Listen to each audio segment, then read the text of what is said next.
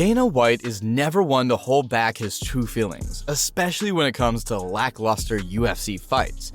As president of the promotion, White expects fighters to put on a show for the fans. When they fail to deliver, his wrath knows no bounds. Today, we'll be looking back to 10 fights that pissed UFC president Dana White so much he didn't hold back on his words. From A-listers to amateurs, Dana doesn't shy away from brutally criticizing fighters who don't perform according to UFC's standards. Kicking things off is one of the most disappointing title fights in UFC history. Anderson Silva vs. Demian Maia at UFC 112. This was a crucial event for the UFC's expansion into the Middle East market. With Abu Dhabi hosting for the first time in the Zuffa era, the pressure was on for a spectacular show. Silva clearly respected Maia's elite jiu-jitsu, but his antics ruined any competitive tension. He tiptoed around Maia for 5 rounds, refusing to engage while showboating and dancing around. After the final bell, all hell broke loose. I don't think I've ever been more embarrassed in the 10 years of being in this business. This is absolutely 100% the lowest moment as UFC president. Silva went in there and fought like a jackass for 5 rounds. It was an absolute disgrace and embarrassment for the UFC and the sport.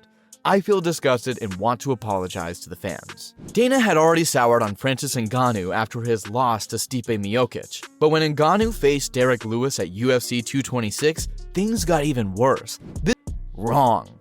Almost nothing happened for 15 minutes. Lewis somehow got the decision, but White gave him a pass for fighting through a back injury. Instead, he shredded Ngannou for his overinflated ego and poor performance. I think that everybody was talking about him. I thought he was going to be the next guy. I think his ego ran away with him big time. I can tell you that his ego absolutely did run away with him. The minute that happens to you in the fight game, start to fall apart. And this guy's ego just was so out of control. Ego is what hurt Francis Ngannou. Chuck Liddell is a dear friend of Dana White, while Tito Ortiz is among his biggest enemies. So when Ortiz announced he was bringing Liddell out of retirement at age 48 to fight him, White was livid. Chuck's almost 50 years old. I love Chuck Liddell. And as a friend, I don't think he should fight. And anybody around him who cares about him shouldn't let him fight either. I heard the cokehead Oscar De La Hoya say it's time for Chuck to retire. Who the hell are you to tell guys when to retire? That's what friends are for, you cokehead. Chuck Liddell is almost 50 with no business fighting. Anyone claiming to be his friend who allowed this fight to happen is full of shit and not a real friend. As expected, Ortiz TKO'd Liddell, then celebrated as if he had just won UFC gold. Dana was disgusted at the entire spectacle.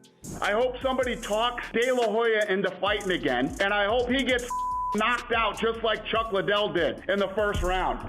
Cokehead nutball. Sometimes Dana dislikes certain champions. Other times he sees dollar signs in hot new contenders like Darren Till. At UFC 228, Till got his title shot against Tyron Woodley.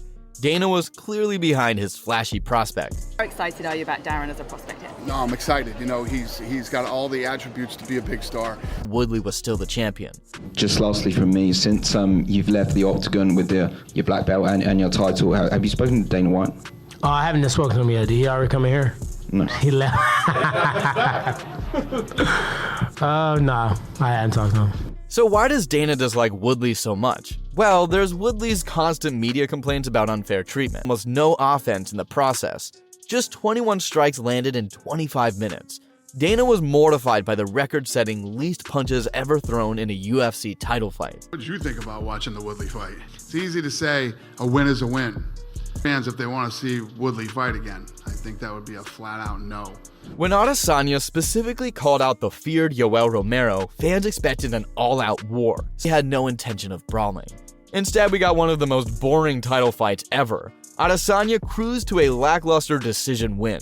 To say Dana was disappointed with the show would be an UFC shouldn't have made the bounce. Yeah, this was a terrible fight. I mean, if you look at the UFC as a whole, for as long as we've been doing it, you can literally put in one fights that we've done, you know what I mean? The matchmakers didn't love that fight and didn't want to make that fight. But the goofy fan in me said, are you shitting me? Come on, this will be a fun fight to do. Now, hindsight is 2020. Probably shouldn't have done that fight. And we should have waited for Costa, but oh well. This one is simple. Dennis Hallman made the walk wearing nothing but blue Speedos. Dana was horrified by his outfit choice and wasted no time blasting Hallman for the ridiculous shorts. The shorts on Dennis Hallman being a thing of not, that was disgraceful, would you say? I mean, how did you feel about that? I'd call it disgusting. That was disgusting. For the first time ever, I'm giving out a Thanks for getting those horrifying shorts off TV as soon as possible, Bonus. And I'm not joking. First of all, I'm pissed off that somebody that works for me let him come out with those on. Number one, it was not good. It will never happen again. I can guarantee you that. That's the last thing you want to be remembered for. Hallman later admitted he lost a bet, which is why he wore Speedos, but the damage was already done. Even all-time greats aren't immune to Dana's wrath. At UFC 167, Hendricks appeared to dethrone legend GSP in a close fight, but the GSP promptly announced his retirement. By hanging up the gloves with the belt still around his waist, he left the division in turmoil, out of the post-fight press conference. And when a guy wants to retire, I mean, did he say he wants to retire?